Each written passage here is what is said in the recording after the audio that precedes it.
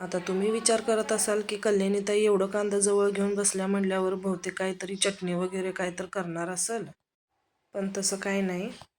तर नमस्कार, मी कल्याणी. माझ्या नवीन यूट्यूब चॅनलमध्ये तुम्हा सर्वांचं मनपूर्वक स्वागत करते.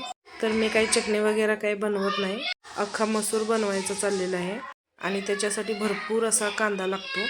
कारण भरपूर कांदा घातल्याशिवाय परफेक्ट असा अख्खा मसूर बनतच नाही. तर मगाशीच मी भाजीपाला घेऊन आलेली, त्याच्यामुळं जास्ती कांदे होते ते एका मी परातमध्ये भरून ठेवलेले आहेत. तेच आहेत, लागल तसं घेते मी त्याच्यातूनच.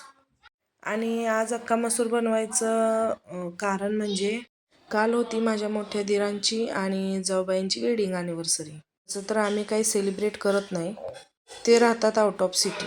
आज येणार आहे ते घरी, तर म्हटलं मग त्यांच्यासाठी बनवूया स्पेशल असं काहीतरी, म्हणून मी घेतला अख्खा मसूर बनवायला. माझ्या पुतण्याला आणि दीदींना मी केलेला अख्खा मसूर खूप आवडतो आणि त्यांचा फेवरेट पण आहे.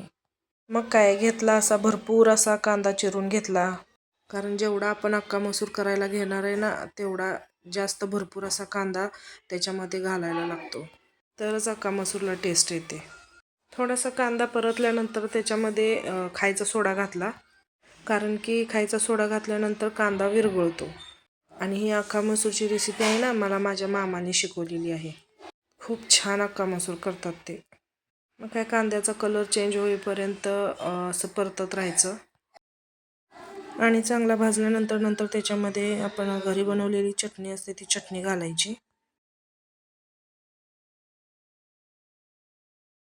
कांदा आणि चटणी व्यवस्थित परतून घेतल्यानंतर त्याच्यामध्ये शिजवून घेतलेला अख्खा मसूर घालायचा.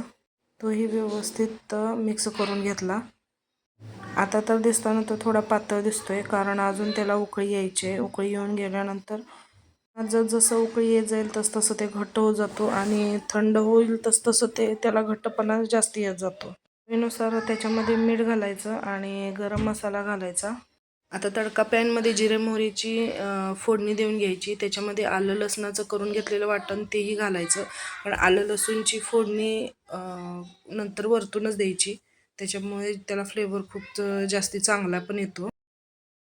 थोडंसं लसूण चांगला परतल्यानंतर वरतून कढीपत्ता घालायचा, कारण अगोदर जर कढीपत्ता घातला तर लसूण व्यवस्थित भाजेपर्यंत कढीपत्ता पूर्ण करपला जातो म्हणून.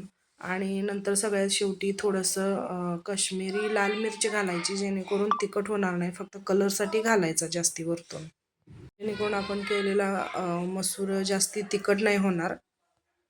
तर अशी फोडणी तयार करून घ्यायची आणि ही फोडणी तयार करून झाल्याच्या नंतर व्यवस्थित भाजल्यानंतर मग आता हीच फोडणी आपण आता वरतून मसूरमध्ये घालायची आणि उकळी येऊन द्यायची व्यवस्थित. मसूरला व्यवस्थित मिक्स करून घ्यायचं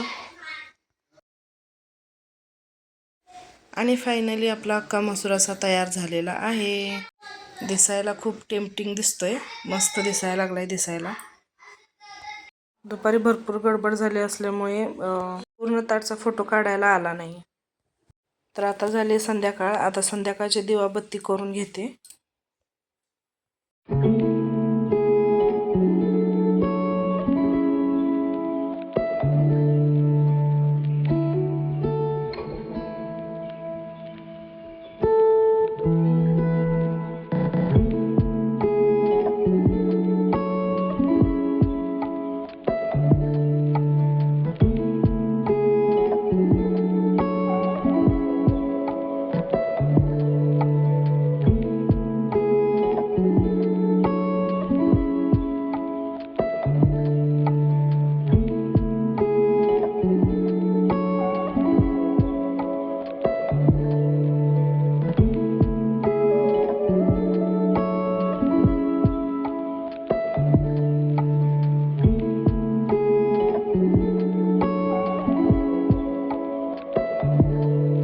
तर कसा वाटला तुम्हाला माझा आजचा व्हिडिओ, नक्की कमेंट करून सांगा. आणि माझा व्हिडिओ तुम्हाला आवडला असल्यास लाईक, शेअर, सबस्क्राईब करायला विसरू नका. तर भेटूया पुन्हा एकदा नवीन एका व्हिडिओमध्ये, नवीन एका ब्लॉगमध्ये. तोपर्यंत bye bye, good night, take care.